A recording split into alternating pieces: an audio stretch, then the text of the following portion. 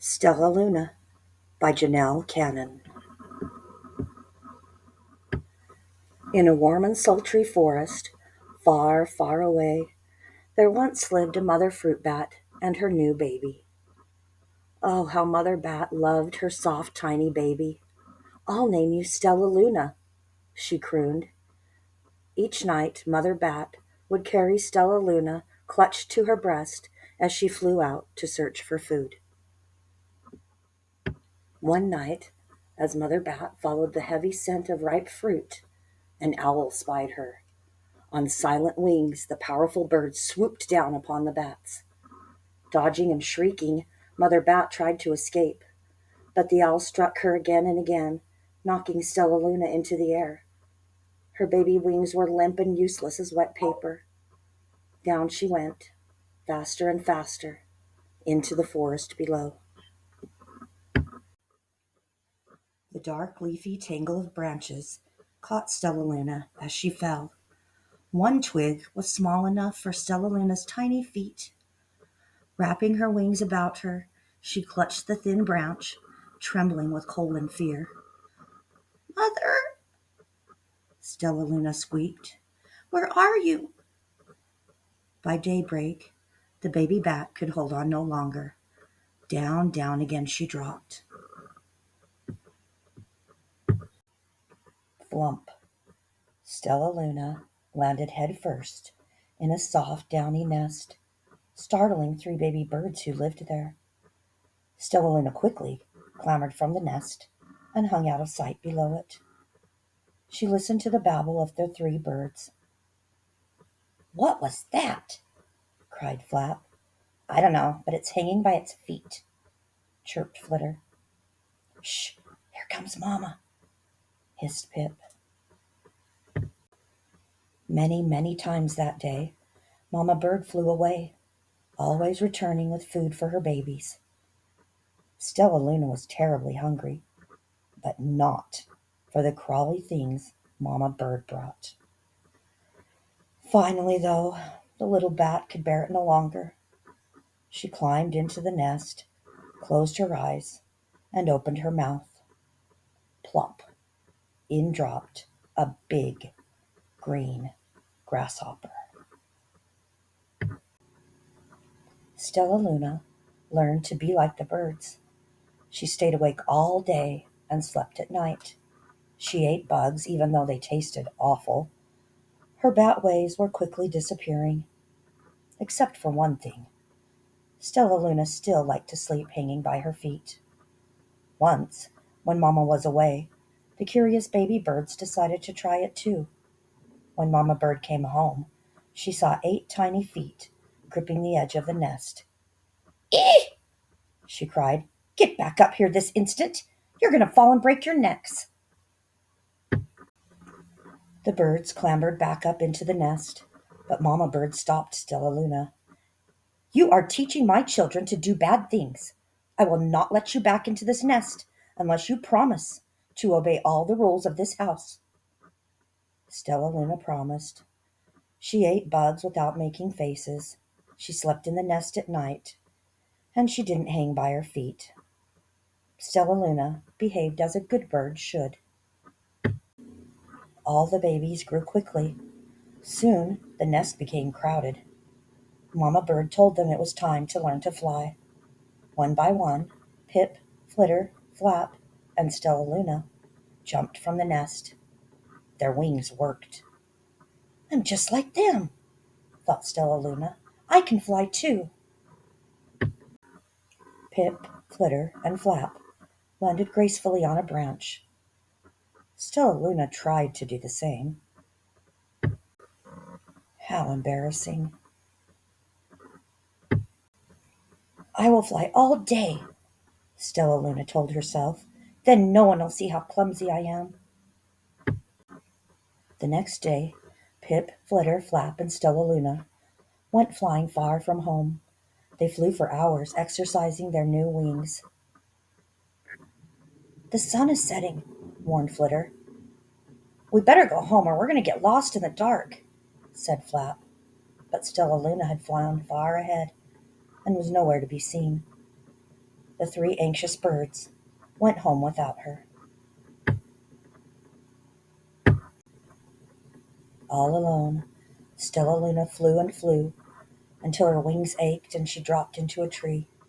I promised not to hang by my feet, Stellaluna sighed. So she hung by her thumbs and soon fell asleep. She didn't hear the soft sound of wings coming near. "Hey," a loud voice said, "why are you hanging upside down?" Stellaluna's eyes opened wide. She saw a most peculiar face.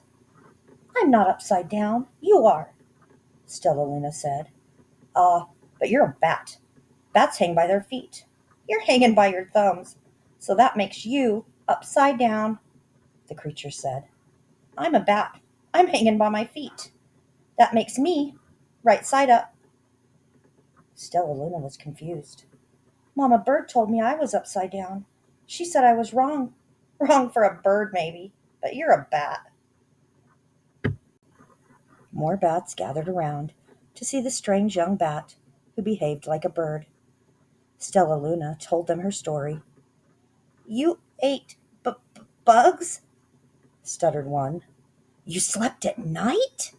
gasped another. "How very strange," they all murmured.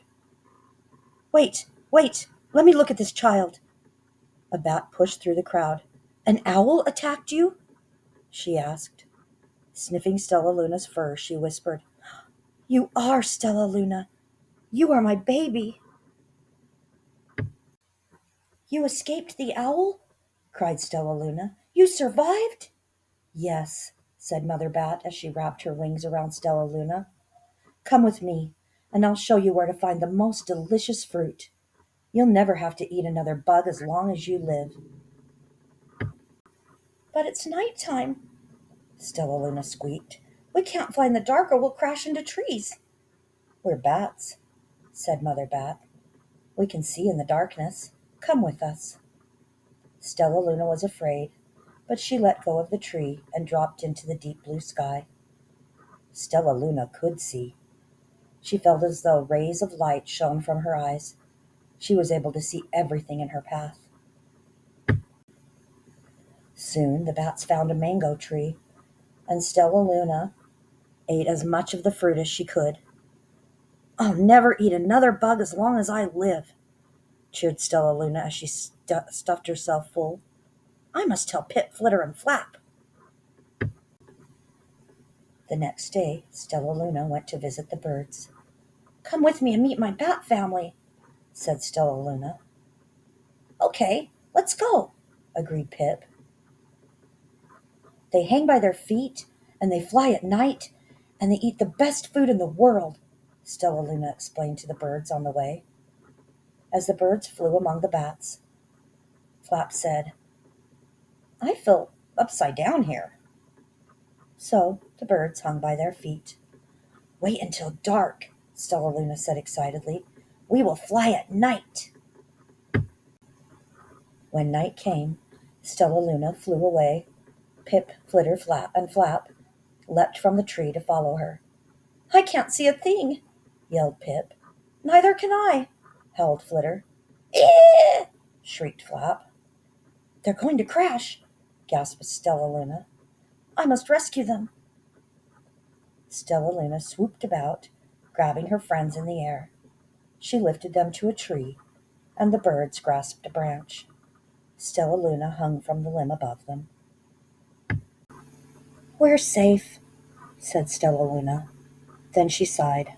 "I wish you could see in the dark, too." "We wish you could land on your feet," Flitter replied. Pip and Flap nodded. They perched in silence for a long time. "How can we be so different and feel so much alike?" mused Flitter. "And how can we feel so different and be so much alike?" wondered Pip. "I think it's quite a mystery," Flap chirped. "I agree," said Stellaluna, "but we're friends, and that's a fact."